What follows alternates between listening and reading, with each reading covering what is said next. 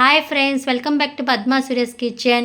Egg bhurji ఎలా చేసుకోవాలో మీకు చూపిస్తాను రండి. ఈరోజు వెన్స్డే స్పెషల్గా సింపుల్గా చేశాను ఈ రెసిపీ. దీనికోసం ఒక 5 టమాటాలు, ఒక 3 ఉల్లిపాయలు, 2 పచ్చిమిరకాయలు సన్నగా కట్ చేసి పెట్టుకున్నాను. ఒక 8 ఎగ్స్ తీసుకున్నాను.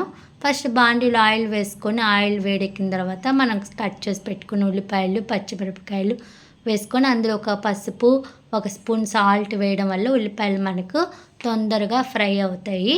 ఈ ఉల్లిపాయలు కొంచెం ఫ్రై అయిన తర్వాత మనం అల్లం వెల్లుల్లిపాయ పేస్ట్ని యాడ్ చేసుకోవాలి.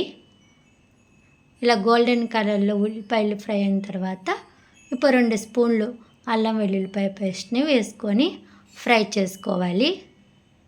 నెక్స్ట్ సన్నగా కట్ చేసి పెట్టుకున్న ఒక 6 టమాటా ముక్కలు, సన్నగా కట్ చేసుకున్న టమాటా ముక్కల్ని కూడా యాడ్ చేసుకోవాలి.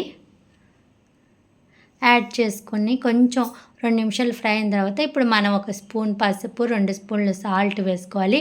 ఆల్రెడీ ఒక స్పూన్ సాల్ట్ వేసాం. ఇప్పుడు 2 స్పూన్లు సాల్ట్ వేస్తే కరెక్ట్గా సరిపోతుంది. మనం టేస్ట్ చూడాల్సిన అవసరమే లేదు. పర్ఫెక్ట్గా సాల్ట్ సరిపోతుంది. ఇప్పుడు కొంచెం ఫ్రై అయిన తర్వాత మనం కారాన్ని యాడ్ చేసుకుందాం. 6 స్పూన్లు కారం వేసుకుంటే కరెక్ట్గా సరిపోతుంది. ఇది ఇంట్లో కారము, పచ్చి కారం అయితే మీరు ఒక 3 స్పూన్లు వేసుకుంటే సరిపోతుంది. షాప్లో కారం అయితే. ఇలా కారం వేసిన తర్వాత చిన్న గ్లాస్ వాటర్ని యాడ్ చేసుకోవాలి. ఇలా వాటర్ వేయడం వల్ల గ్రేవీకి బాగా కారం అంతా బాగా పట్టి బాగా గ్రేవీ బాగా మనకి వస్తుంది. ఇప్పుడు కొంచెం ఆయిల్ పైకి వచ్చే వరకు మనం మూత పెట్టుకొని చిన్న మంట సిమ్లో బాగా మగ్గనివ్వాలి. ఇప్పుడు ఎగ్స్ని మనం ఒక గిన్నెలో కొట్టి పక్కన పెట్టుకోవాలి. ఇలా ఎగ్స్ని గిన్నెలో వేయడం వల్ల మనకు కరెక్ట్గా ఇందులోకి యాడ్ చేసుకోవచ్చు. ఇలా ఎగ్స్ వేసిన తర్వాత ఒక 5 నిమిషాలు మళ్ళీ మగ్గనివ్వాలి మూత పెట్టుకొని. ఇప్పుడు దీన్ని బాగా మనం కలుపుకోవాలి.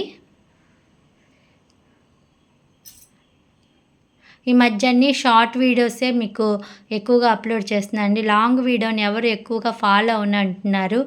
మీరు లాంగ్ వీడియోస్ కూడా ఫాలో అవ్వండి. చాలా బాగుంటుంది. నా రెసిపీస్ ఉన్నాయి. టెంపుల్స్ గురించి చాలా వీడియోస్ చేశాను.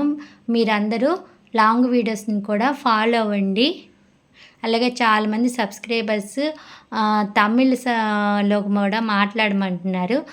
ఒక వీడియో నేను తమిళ్లో కూడా మాట్లాడి త్వరలో మీకు అప్లోడ్ చేస్తాను. అంతేనండి, ఎగ్ బ్యూజీ రెడీ అయిపోయింది. వేడి అన్నంలో ఈ ఎగ్ బ్యూజీని వేసుకొని తింటే ఆ మజానే వేరండి. అలాగే చపాతీస్కి కూడా బాగుంటుంది, దోశలోకి కూడా బాగుంటుంది. చాలా సింపుల్ రెసిపీ అండి. తప్పకుండా అందరూ ట్రై చేయండి.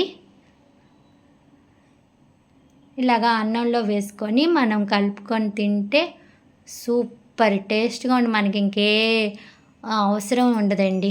Thank you for watching. Video నచ్చితే లైక్ చేయండి, కామెంట్ చేయండి, సబ్స్క్రైబ్ మై ఛానల్.